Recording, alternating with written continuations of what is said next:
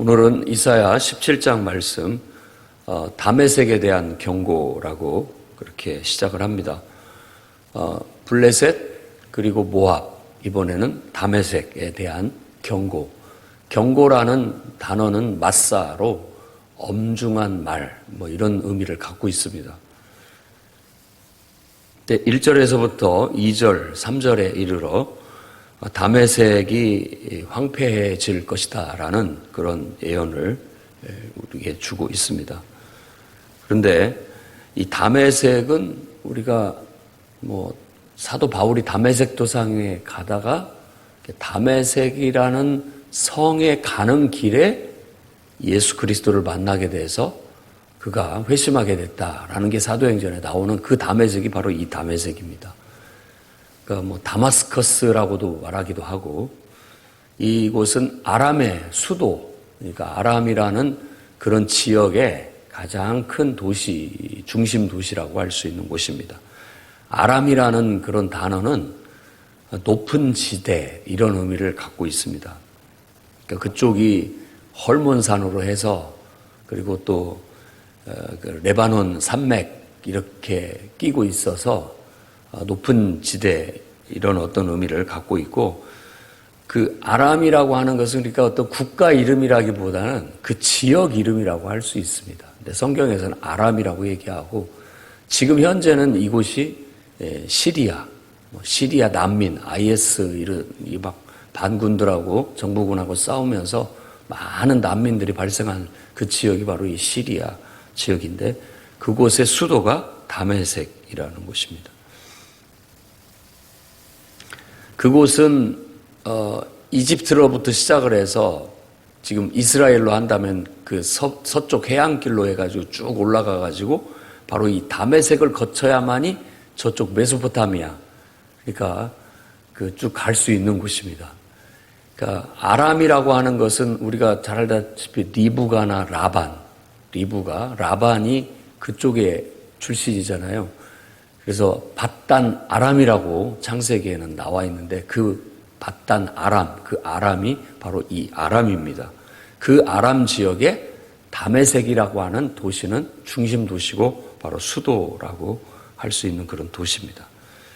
그곳이 처처하게 폐허가 되고 남은 사람이 없게 될 것이다 라는 이야기를 하는데, 이 전체적으로 17장의 다메섹에 대한 엄중한 심판의 어떤 경고의 말씀인데, 결국은 이스라엘과 동일 운명이 되게 될 것이다 라는 얘기를 통해서 이스라엘에게 내려진 심판에 대한 얘기, 그리고 더 나아가서는 그 얘기를 지금 듣고 있는 예루살렘에 있는 혹은 유다의 백성들을 향한 경고의 말씀까지 포함이 되고 있고, 더 나아가서는 이 말씀을 읽고 있는 모든 인간에게 하나님이 엄중한 말씀으로 경고하시는 그런 경고의 말씀으로 오늘날까지 우리에게 울림을 주고 있는 내용이라고 할 수 있습니다.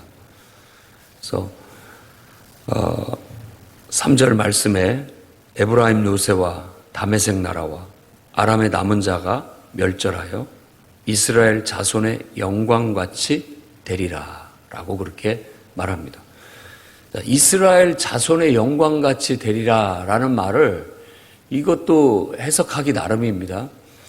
근데 여기서 볼 때는 긍정적으로 본다면 결국은 이방의, 그러니까 이스라엘 외에 주변에 있는 이런 소왕국들, 결국 이 왕국들도 하나님의 심판을 거치고 그들이 살아남게 됐을 때 나중에 결국은 다 이스라엘 백성들처럼 하나님의 백성들이 될 것이다 라는 어떤 미래의 비전이 담겨있는 표현이기도 하면서, 이걸 부정적으로 해석을 한다면 이스라엘 영광은 뒤에 지금 말하고 있는 그 영광입니다. 그러니까 언어 유희죠. 이스라엘처럼 될 것이다 라는 말을 이스라엘의 영광 같을 것이다 라고 했는데, 이스라엘은 이 아람과 이스라엘은 연맹을 해가지고 아수르를 대적을 했어요. 그 밀고 내려오는 세력을 맞섰단 말입니다. 그러다 보니까 결국은 아수르에 의해서 처참하게 짓밟히게 돼서 다메섹이 함락되고 북왕국 이스라엘도 똑같은 동일 운명체가 되게 되었다라는 겁니다. 그래서 17장은 아람의 다메섹과 그다음에 이스라엘, 북왕국 이스라엘로 봐야 됩니다. 지금 요건 전체 이스라엘이라고도 볼 수 있고 북왕국 이스라엘로 본다면 북왕국 이스라엘의 영광같이 될 것이라는 것은 똑같이 멸망하게 될 것이다 라는 그런 얘기인 것입니다. 그래서 4절부터 11절까지가 바로 그 이스라엘이 이와 같이 처참한 이스라엘의 영광, 사실은 진정한 의미에서 영광이 아니죠. 그들에게 있어서 치욕을 언어 유희로 조롱하듯 이스라엘의 영광이라고도 말할 수 있다라는 겁니다. 이스라엘이 당하는 치욕을 말합니다. 그날에 야곱의 영광이 쇠하고 그의 살찐 몸이 파리하리니, 파리하다라는 말은 그 말 뜻대로 빼짝 말랐다라는 뜻입니다. 살찐 그런 몸이 이제는 완전히 말라 비틀어지게 되었고 마치 추수한 그런 들판 같아요. 추수한 들판, 황량한 들판을 연상하게 하는 겁니다. 그래서 이 심판의 이미지가 추수의 이미지입니다. 그래서 요한계시록에도 큰 낫을 가진 천사가 이제 때가 됐으니까 걷어들여라 했을 때 와가지고 싹 걷어들이는 거예요. 큰 낫. 우리가 쓰는 이 손에 잡는 짧은 낫이 아니라 서서 벨 수 있는 큰 낫을 가지고 온 들판을 다 추수해서 황량하게 되는 거. 그게 바로 심판의 이미지를 말하는 겁니다. 그래서 이삭 몇 개 남은 거 추수로 다니는 그 황량함. 그리고 감람나무라고 한다면 감람나무도 우리나라 꼭 대추나무 같아요. 대추나무 같아. 감람나무가. 그걸 막 흔들어서 대추 열매 같은 그 감람 열매를 다 따면 꼭대기에 큰 나무 꼭대기 몇 개 남아있는 것 같은 그런 앙상함. 그런 앙상함이 심판의 이미지인 것이죠. 그러고 난 다음에 그것이 이제 그와 같은 심판이 다메섹이나 북왕국 이스라엘에게 동일한 운명으로 주어지게 될 것이다 라는 걸 말하고 있습니다. 두 번에 걸쳐서 3절과 6절 말씀에 이것은 여호와 하나님의 말씀이다. 앞에서 3절은 만군의 여호와의 말씀이라고 강조하고 있고 6절 말씀에는 이스라엘의 하나님 여호와의 말씀이다 라고 해서 이 말은 이사야가 내 말이 아니라 하나님의 말씀이다 라고 하는 엄위한, 엄중한 하나님의 심판의 경고의 말씀을 주고 있는 겁니다. 7절, 8절은 그날에 결국 이와 같이 다 황량해지고 앙상하게 된 후에야 사람들이 자기를 지으신 이를 바라보겠다라고 그렇게 말합니다. 그래서 7절 말씀이 저는 오늘 27장에서 가장 중요한 말씀이라고 말씀드리고 싶습니다. 사람들이 그러고 난 다음에야 비로소 창조주 하나님을 바라보게 된다라는 겁니다. 그리고 8절에는 그때에서 비로소 우상의 실체를 깨닫고 우상을 의지하지 않게 된다라는 겁니다. 우상이라는 게 그런 의미를 갖습니다. 그냥 어떤 형상을 세워놓고 그 앞에서 늘 복달라고 비는 어떤 것만이 아니라 우리가 하나님 자리에 두고 의지하는 모든 것. 힘을 의지한다면 힘이 우상인 것이고 권력을 의지한다면 권력이 우상인 것이고 재물을 의지한다면 재물이 우상인 겁니다. 그걸 하나님 자리에 두고 그걸 의지하고 지내는 거예요. 그런데 다 황량한 그런 들판이 돼버리고 앙상한 가지가 돼서야 이 모든 것들이 부질없구나 라는 걸 깨닫게 되고 남는 건 결국 나를 창조하신 하나님과 나밖에 안 남아요. 창조주 하나님과 나라는 존재밖에 안 남는 거예요. 그런 황량함과 그런 어떤 앙상함 속에서 내가 그 하나님을 이제 고독한 중에 대면하게 되고 비로소 그분 앞에 나의 교만, 자만, 고집, 거짓됨 이 모든 것들이 실체가 다 드러나게 되고 낱낱이 그분 앞에 그 모든 것들을 내려놓을 수밖에 없는 그런 상황 속으로 내몰리게 되는 것이죠. 이스라엘은 바로 그와 같은 운명 속에 내몰렸고, 이와 같이 지금 모든 주변의 소왕국들에게도 열방에도 하나님의 심판이 내리는 목적이 그와 같다라고 보는 겁니다. 지금도 온 세상에 하나님의 심판의 바람이 이렇게 불고 있습니다. 어떤 데는 전쟁의 위기, 그리고 민족 간의 같은 나라 안에서 내전의 그런 처참한 갈등, 부딪힘, 그리고 또 보이지 않는 경제적인 전쟁, 서로, 그리고 알 수 없는 인간의 그 삶 속에, 인간 관계 속에서 오는 여러 가지 불만과 갈등, 이런 속에서 알게 모르게 심판의 바람이 이렇게 불고 있습니다. 어찌 보면 코로나19라든지 이런 질병과 재해, 이런 것들도 심판의 바람인 것이죠. 무너진 아파트의 건축 현장, 또 흙더미 속에 깔려 그냥 한순간에 하룻밤 사이에 사라져버리는 사람들, 다 이게 심판의 바람들입니다. 그런 바람들이 주변에 일어나고 있을 때 살아남은 우리 입장에서는 그런 걸 보고 아이고 나는 아니니까 다행이다가 아니라, 인간이 도대체 무엇이란 말인가, 인간의 오만과 자만과 그리고 그 온갖 거짓됨과 이 모든 것 앞에 아무것도 아니구나, 창조주 하나님 앞에 나아가 우리의 죄인됨을 고하고 그분의 자비를 구하고 그분의 은총을 구하며 정말 우리가 머리를 조아리는 것이 마땅한 것이 아니냐라는 것을 우리에게 깨우쳐주고 있는 예언의 말씀이라는 것입니다. 그러면서 9절에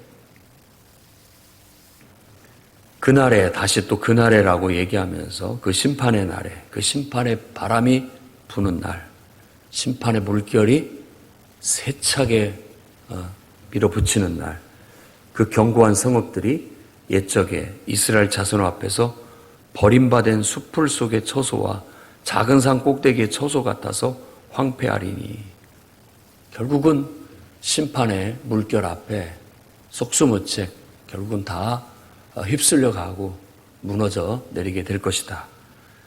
왜 이런 일이 벌어지느냐? 다시 한번 깨우칩니다. 10절에 네가 네 하나님, 내 구원의 하나님을 잊어버리며 내 능력의 반석을 마음에 두지 아니한 까닭이다. 기억해야 됩니다. 이것은 이스라엘을 향한 말씀이고, 이런 말씀들은 지금 이 글을 읽고 있는 이사야 선지자의 예언의 말씀을 듣고 있는 유다, 아직까지는 지금 주변에 그 심판의 바람이 불 뿐이고 주변에 그 심판의 물결이 몰려올 뿐 자기들에게까지는 미치지 않았어요. 예루살렘에는 아직은. 그런 자들을 향해서 지금 외치는 외침입니다. 하나님을 잊어버리지는 않았느냐? 너희가 능력의 반석이신 하나님을 놓치고 있지는 않느냐? 돌아보도록 만들고 있는 것입니다. 그러므로 10절 하반절에 네가 기뻐하는 나무를 심으며 이방의 나무가지도 이종하는도다. 이건 지금 아하스가 다메섹에 갔다가 거기에 있는 신전을 보고 제단을 보고 입을 쫙 벌리고 부러워하면서 당장에 편지를 써가지고 제사장 우리아한테 편지를 써가지고 똑같이 그려가지고 이대로 우리도 만들어라 해가지고 원래 있던 제단은 북쪽으로 살짝 옮기고 그 제단을 놓고 자기가 번제할 때는 여기 이 제단에서 하겠다라고 했던 이야기. 열왕기하 16장에 나오는 이야기들입니다. 바로 자기가 가지고 있는 것이 얼마나 귀하고 능력 있는 것을 깨닫지를 못하고 주변만 쳐다보면서 남들 하는 것이 다 좋아 보여가지고 그것들을 모방하고 이방의 풍속을 따라가는 이런 모습들을 지적하고 있는 거예요. 네가 기뻐하는 나무를 심고 이방의 나무까지도 이종을 하는구나 라고 그 죄악을 조롱하고 있는 겁니다. 그러니 이 심판의 물결이 결국은 너에게까지 비쳐서 너를 휩쓸어 버릴 것이다 라는 이야기가 이제 이어지게 되는 겁니다. 아무리 네가 울타리를 세우고 밭을 가꾸기 위해서 울타리를 세우고 파종을 해서 아침에 새싹이 돋아나서 그것들이 잘 자라서 열매를 맺는다 한다 할지라도 근심의 날, 심한 슬픔의 날에 그 농작물을 너는 먹지 못할 것이다. 거두지 못할 것이다. 다 빼앗겨버리게 될 것이다. 라고 말하고 있는 겁니다. 이 역사서를 보면 이 아하스의 다메섹 제단을 본따서 만들어 원래 있던 제단을 살짝 북쪽으로 옮기고 그 제단을 세우고 했던 그런 어떤 행위에 대한 지적이라고 말할 수 있습니다. 그러면서 이사야 선지자의 예언자는 이제 노래를 부릅니다. 이런 어떤 상황을 보면서 그 상황에 대한 탄식이죠. 탄식. 예언자의 노래가 탄식입니다. 대부분. 12절부터 슬프다. 많은 민족이 소동하였으니 아우성을 친다 이런 말입니다. 심판의 물결이 파도 치는 소리같이 막 들리는 거예요.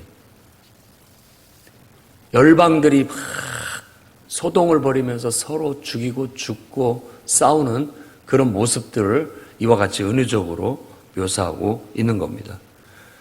13절에는 열방이 충돌하기를 많은 물이 몰려옴 같이 하나 주께서 그들을 꾸짖을 것이다.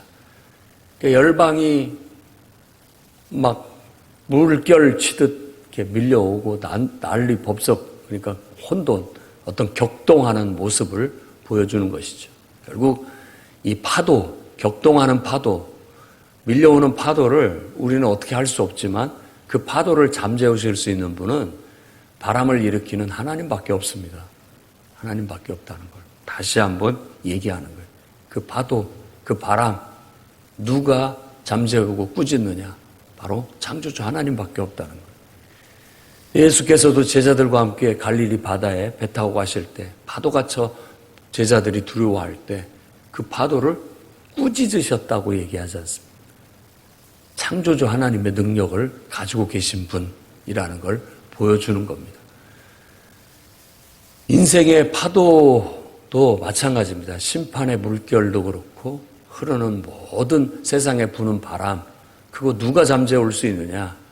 하나님밖에 없습니다. 하나님이 꾸짖고 그 모든 바람을 잠재울 수 있고 물결치는 파도도 가라앉힐 수 있는 분은 하나님밖에 없는 거예요. 지금 하나님은 아수르라는 제국의 바람을 일으켰고 폭풍처럼 불게 하셨고 아수르라는 제국의 파도를 일으켜가지고 온 세상의 열방에 다 파도가 쳐서 부서뜨리게 만들었던 것입니다.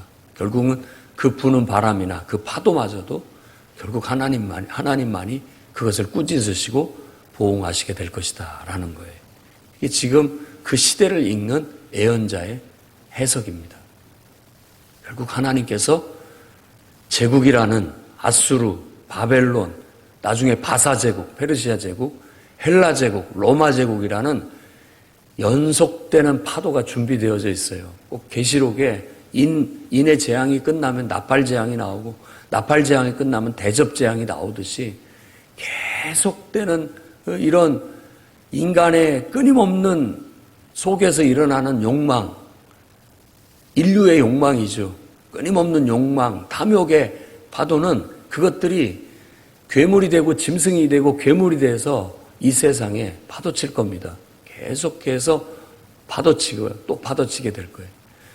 누군가 세상 사람들은 다 세상의 통치자들, 권력자들은 다 자신들이 세상을 구원할 자인 것처럼 그렇게 말합니다.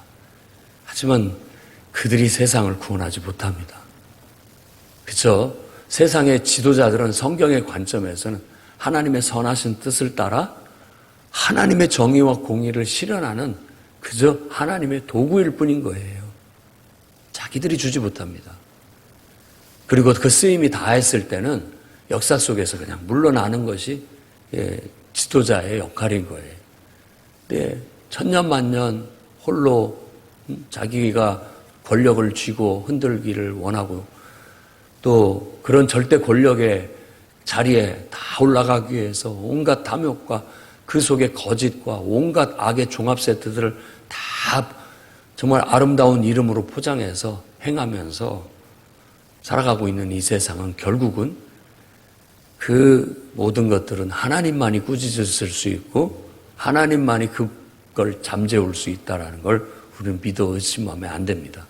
그래서 여러분들이 이 나라를 이끌어갈 좋은 지도자들을 뽑아야 되겠지만 항상 잊지 마십시오. 16장에서 말한 것처럼 이 땅의 통치자가 누구냐? 진짜 세상을 움직이고 경영하실 분이 누구냐? 우리가 의지해야 할 능력의 반석이 누구냐? 분명히 하십시오. 우리를 창조하신 하나님이고 여러분이 오늘 이 시간에 나와서 찬양하고 기도하는 그분입니다. 그분에게 여러분 마음에 중심을 두시고 그분 앞에서 늘 바르고 온전하게 정의와 공의를 행하고 진실과 인자를 행하십시오. 그러면 됩니다. 그러면 이 나라에 소망이 있고 우리 공동체에 소망이 있고 앞으로 미래의 비전이 있습니다. 그러나 내가 누군가 어떤 사람을 지도자 하는 사람을 잘 뽑으면 그 사람이 내가 원하는 세상을 만들어주겠거니 생각을 하면 결국 심판의 바람 앞에 정말 황량한 들판과 앙상한 가지만 남는 것을 나중에 바라보게 될 것이고 내가 허망한 것을 붙잡았구나 라는 후회밖에 없는 거예요. 우리가 할 것은 우리가 뽑은 지도자를 위해서 기도하고 그가 하나님의 뜻대로 정말 이 나라를 사랑하고 백성들을 사랑하고 하나님의 정의와 공의를 실현할 수 있도록 기도하며 늘 기도해 주면서 그렇게 갈 수 있도록 기도하며 나아가는 것이라는 거. 그리고 내 스스로는 늘 하나님을 믿고 의지하고 그분만이 유일한 우리의 지도자이시고 왕이시고 임금님이시니 그분의 뜻대로 늘 항상 바르고 온전하게 정의와 공의를 행하고 인자와 성실을 행하면서 항상 내 자신이 바르게 살아가는 것. 그런 사람이 한 사람 한 사람 늘어날 때 세상이 희망이 있고 비전이 있는 겁니다. 이사야는 바로 그것을 요구하고 있는 거예요. 한 사람 한 사람이 하나님을 찾고 하나님을 의지하게 된다면 결국은 이스라엘만이 아니라 모압도 블레셋도 다메섹도 다 결국 하나님을 찾고 하나님을 의지해서 정말 그들이 하나님 앞에 바르고 온전하게 정의와 공평을 구하고 인자와 진실을 실천하면서 살아가게 된다면 이 땅이 정말 전쟁이 없는 평화의 세상이 될 것이다. 평화의 나라가 될 것이다. 이스라엘은 바로 그런 역할을 하라고 세움받은 세상의 빛이다 라고 말하게 될 겁니다. 저와 여러분들도 그 사명과 우리의 존재 의미를 깨닫고 오늘 여러분들의 역할, 소소하지만 나 하나가 반딧불 마냥 여러분들이 있는 곳에서 빛의 역할을 하게 된다면 세상은 밝아질 겁니다. 여러분이 그 길로 나아가시기를 주의 이름으로 축원합니다.